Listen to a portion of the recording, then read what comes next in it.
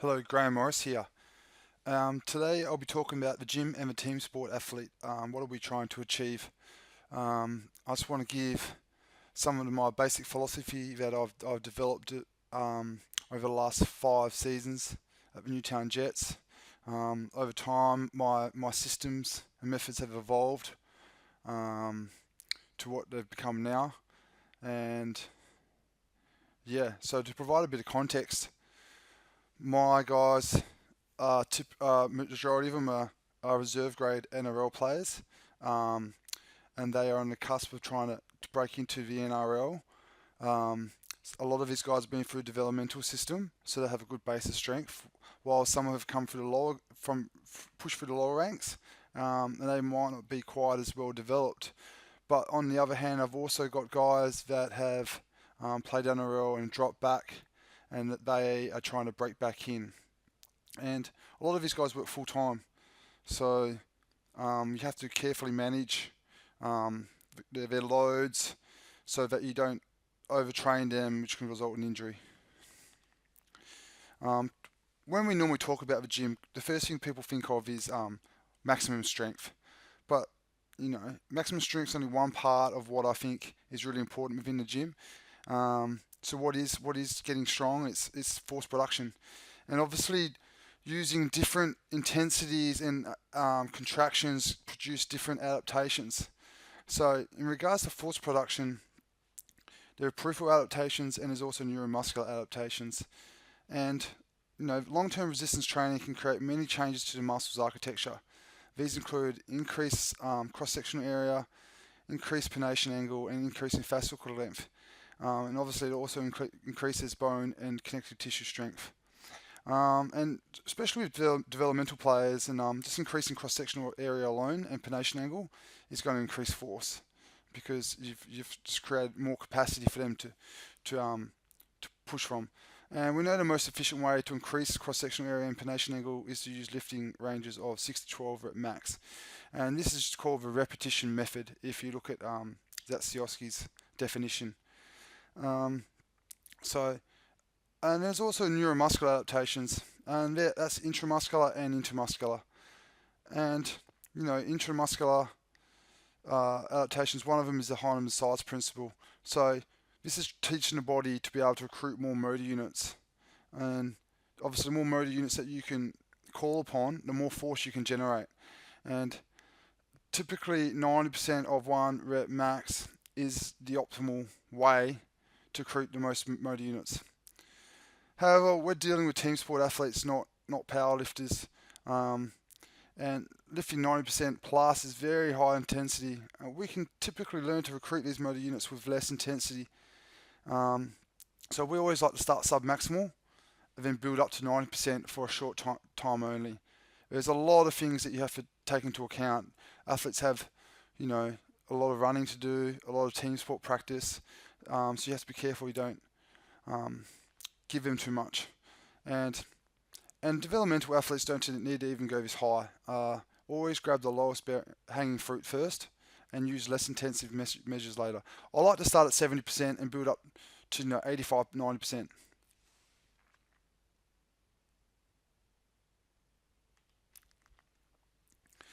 Another intramuscular coordination is rate coding. And basically this is the speed of nerve conduction. That's how fast your nerves can fire. And in the majority of sports, such as rugby league, AFL, rugby union, we need to produce high amounts of force in a short time. This is called rate of force development. Hence, we need to utilize methods that increase the speed of nerve conduction. And there's many methods we can call upon. An example is velocity-based training. Certain times of the year, this may be important. Um, just one thing with velocity-based training, you got to be careful that this doesn't take over your program. You still need to be able to coach proper mechanics and proper lifting techniques. If you have an intern around, that's pretty good for them. Just look after the gym aware. But another thing we like to use for rate of force development is explosive jumps. I typically prefer explosive jumps over the Olympic lifts or weightlifting derivatives, just because it's a lot easier to teach. Pre-season, I could have 40 athletes and just by myself. I don't have time to teach them the different progressions with a broomstick and that. So in the jumps, you can teach someone this in a couple of seconds. However, if someone has you know prior experience with the Olympic lifts and that, I'm happy for them to do that as long as they have a good lifting technique. Now with the jumps, I start heavier and decrease the weight over a period of time. This means that over a period of time there's increased velocity, which leads to higher specificity. We also utilize a lot of plyometric variations and medicine ball variations. Not only do these allow you to produce rate of force development and force, they also teach you how to absorb force, which I'll be talking about later. And with our plyometrics, we use vertical vectors, horizontal vectors, and lateral vectors. Intermuscular coordination has been shown to be very specific. Hence, we should be practicing movements that occur on the field as well as variations in complexity of that movement. So, obviously on the field, we sprint, we have agility. In rugby league, we do a lot of wrestling. Hence, we have a wrestling coach because this is further up the specificity. And for acceleration, we might do sled work. Max speed will do wickets. Add complexity to these movements, as this has been shown to increase motor learning, which is key. As I was talking about before, force absorption is very important. Not only from a performance standpoint, but also for the reduction of injuries. How can you produce force if you're not able to absorb it? Typically it's a high velocity eccentric contractions that create problems. So the body's tendons, ligaments, and muscles need to be able to withstand these forces in high performance sports. And to be able to withstand these forces, we need to be able to structure progressions so that the athlete doesn't break down. Things with like Nordics, I typically see people given them too early. We have to have something systematic in place so that they don't break down under these loads. For my resistance training progressions in regards to force absorption, which is typically isometric and eccentric in nature, we have used, the 30-second long duration isometric holds were popularized back in the day by Verkhoshansky. Then Chris Korf has kind of got me onto them, and now even like Alex Natira has brought in a lot of his isometric variations, which we've used. But the 30-second long duration isometric holds are typically quasi isometric eccentric, and allows for tissue remodeling, increases sarcomeres in series, and increases fascicle length. This restores muscles to their optimal length and prepares tissues and tendons for more intensive loads. And if I really think these, we like to use this Bulgarian split squat, push-up variation, inverted row variation, some hamstring variations, and I find that it just really improves lifting technique later down the day because guys now can hold these bottom positions, be very stable. And this typically leads into more submaximal centric training. I've used a triphasic approach for 4 seasons now, but the submaximal centric training is helps with tendon structures, increasing sarcomere length, and collagen synthesis. And we're typically using 6-second eccentrics at 80% of 1 RM. And for our assistant exercises, that might be a little bit lower. And this will lead into isometric holds in their weakest position. Getting athletes strong in their weakest position means that when we get into the concentric phase, the bar really flies within the gym. Athletes will feel very explosive following these previous phases. And not only that, the lifting technique really looks great because guys have nailed down range of motion, and the eccentric and the isometric positions really help with the intermuscular coordination. And following the concentric phase, we'll do some drop catches. These are fast eccentric isometric catches, which are very high intensity in nature. So we need to build upon those previous phases. Typically, in a 6-week triphasic block, this is not including the long isometric holds, my athletes will improve their back squat 10 to 20 kilograms and their bench press 5 to 15 kilograms. And I've seen even with developmental athletes, I've seen even higher, way higher sometimes. Yeah. I'm just going to show some examples here of that whole progression over a preseason period. Weighted isometric holds, really nailing positions. Eccentric work, 6 seconds down, hard work. Builds some hypertrophy in the tissues as well.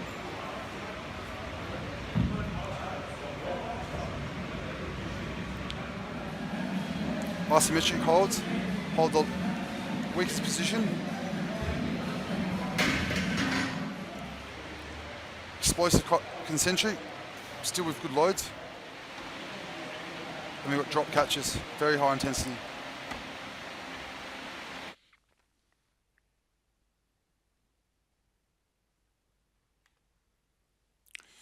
Plyometrics, as I was talking about before, not only great for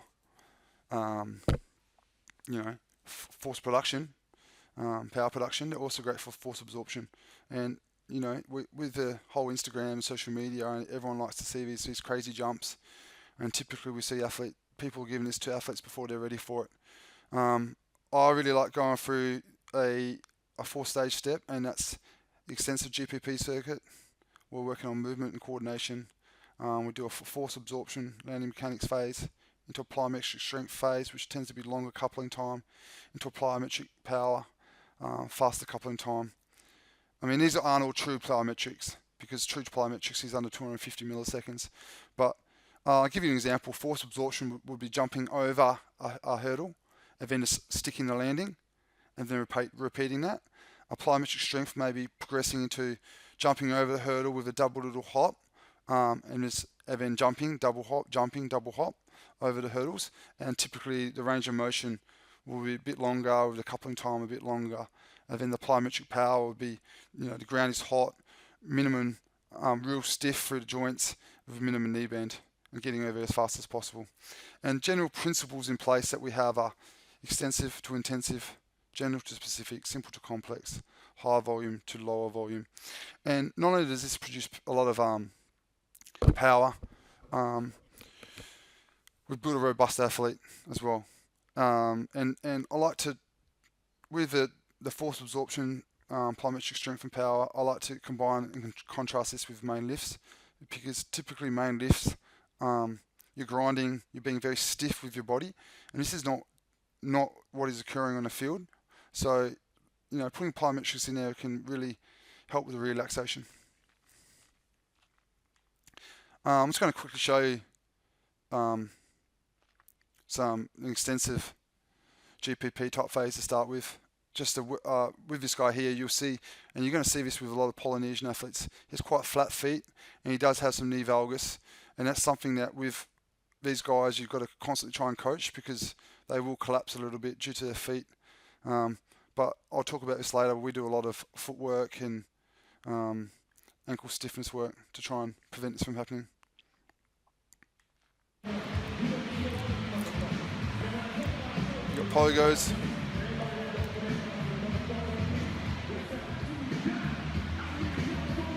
Different vectors of motion. This guy should get fined for different coloured socks.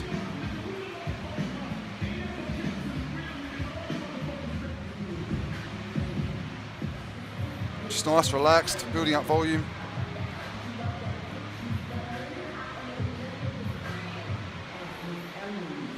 So this is all done in circuit.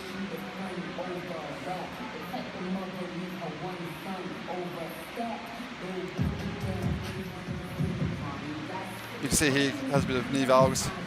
It's a bit stiff with dorsiflexion. So we actively coach this. And then skipping a few steps, this is later down the line, exercises become a bit more specific. We have a repeat broad jump, a hurdle hop, and a lateral Haydn. And I'm looking for transfer to acceleration, maximal velocity, and cutting movements. So this is skipping a few phases, but I think you'll get a general idea.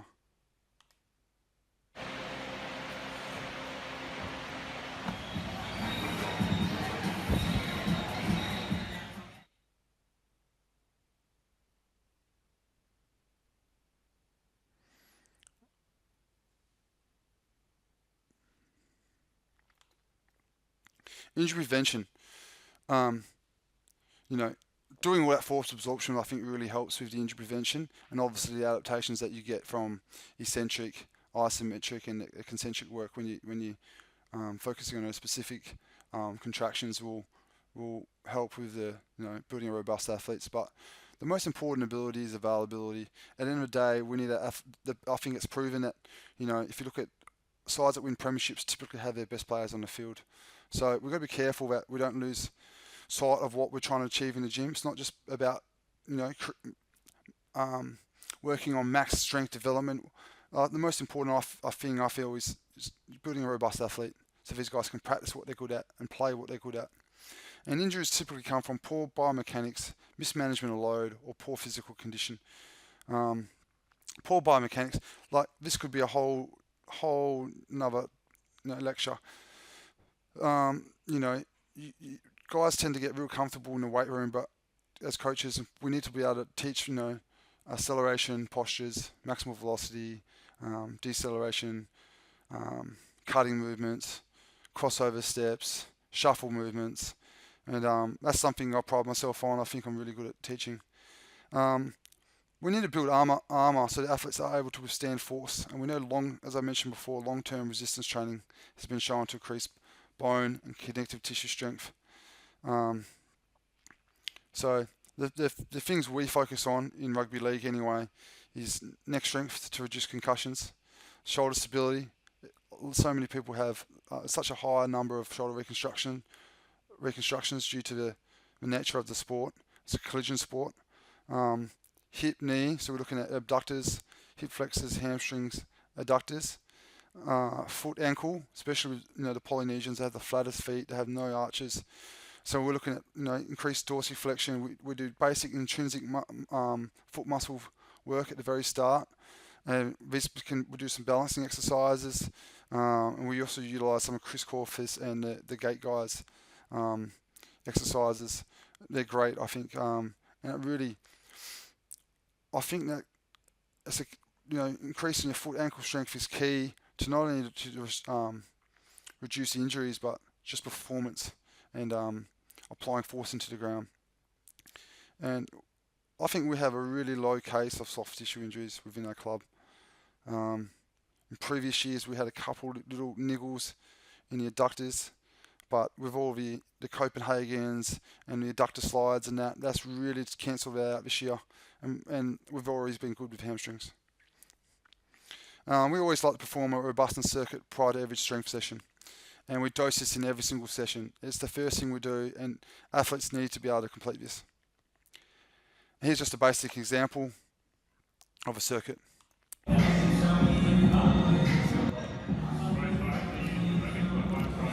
It's pretty hard to move this guy's head. Basic dorsiflexion work. Stick and pop, pop and stick. On a bit of foam, challenge balance. Knee flexor, eccentric work.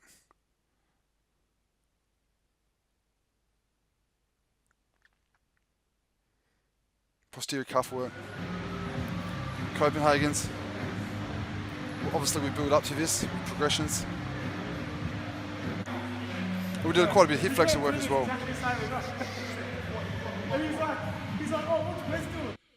And obviously hip flexors are very important for producing force, especially in the knee drive part of gait. Transfer to training. Athletes need to be able to produce power within these movements seen in a competition exercise. For rugby league, I categorise it as linear speed, multi-directional speed, and contact. And contact may be tackling, or it might be trying to get post-contact meters, or it might be trying to win the wrestle. And I like to use Bondarchuk classifications, general preparation exercise, specific preparatory exercise, special developmental exercises, and competition exercises. And I just come back from USA, and I got to hang out with Jake Jensen, who's the translator of Bondarchuk, and I had some amazing discussion with him over there. That was awesome. We don't try and mimic the movement, but we try and tick off 3 out of 5 of Verkhoshansky's dynamic correspondence. And this might be the amplitude, direction of movement, the accentuated regional force production, the dynamics of effort, the rate and time of muscular force production, the regime of muscular work. And typically we're doing these exercises, like the specialized exercises, in a realization period, which I'll show you a bit later on. But, we also need to look at what adaptations that will improve a competition exercise. Okay, so the exercise doesn't necessarily have to look specific. You just have to look at the adaptations that are going to help increase performance. And that, throughout like a pre-season, your general exercises can also become more specific. For example, a back squat in GPP may become a quarter squat in SPP. Okay, and just, some of these exercises, it's a small part of our program, but we sprinkle it in, and the athletes really seem to enjoy it. And different athletes will get different exercises based on their position. And typically that means that guys in the middle need more force and be able to run more through walls. And as you get out to the edge, guys need to be more explosive with footwork, with higher speeds.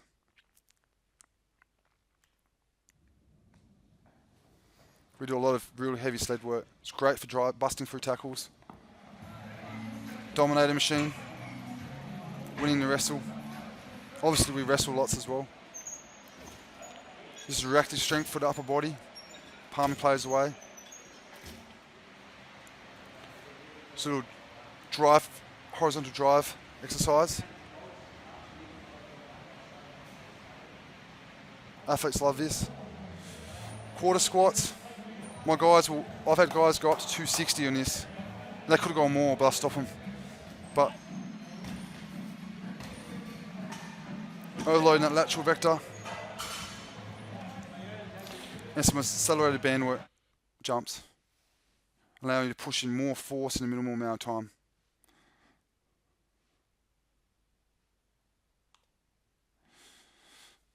It's also important to have strength in a variety of positions and postures. In team sports, we need to be able to absorb, produce force in a variety of planes, vectors and speeds. Hence, we must train our athletes in all planes of movements using different contraction types and contraction velocities. And obviously, this is going to give us different adaptations. I know guys, some of our coaches just want to focus on Olympic lifts and the squat. I think this is a big no-no. We like to include lots of different movements with, as I mentioned, different contraction types and contraction velocities. So obviously just the general exercises: squat, hinge, lunge, push, pull, carry, drag, rotate. And your basic core is flexion, anti-extension, anti-rotation, anti-lateral flexion. Then we have some, more specific exercises and specialized exercises. And athletes that own positions typically win contests. Putting this all together, the first block before Christmas, we have a GPP block and a little bit of some eccentric work. This is typically 6 weeks. And our main lifts are sub-maximal strength, starting at 70%. And this will work up to 80%, and then it becomes 80% eccentric on the main exercises. The assisting exercises are a combination of traditional hypertrophy exercises with some long duration isometrics. And the assisting exercises will go from long duration into sub-max eccentrics. And the jumps are extensive with GPP pliers, and which become force absorption and some basic med ball training. Phase 2 is typically just after Christmas. We have an isometric and concentric block. We intensify our main lifts up to 90% briefly. We have one of our main lifts is isometric, and we combine that with iso and traditional hypertrophy exercises. And our jumps become more specific, they intensify, as well as so does our plyometrics and medicine ball training. And our third block is our realization block. This is typically when the trial games begin. So our volume needs to be a little bit lower than the previous phases because guys are starting to play games and get bashed up. We're really focusing on rate of force development. Our main lifts will drop back to 70%. We'll focus on speed. We'll include some drop catch exercises.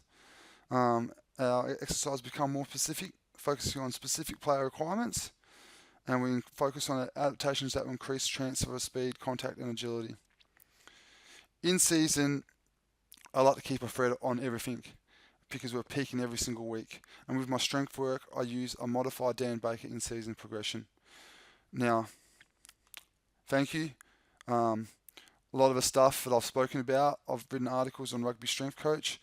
That in turn includes the in-season Dan Baker stuff, my transfer to training work, triphasic training, my conditioning methods, and hope you enjoyed this. Thank you very much.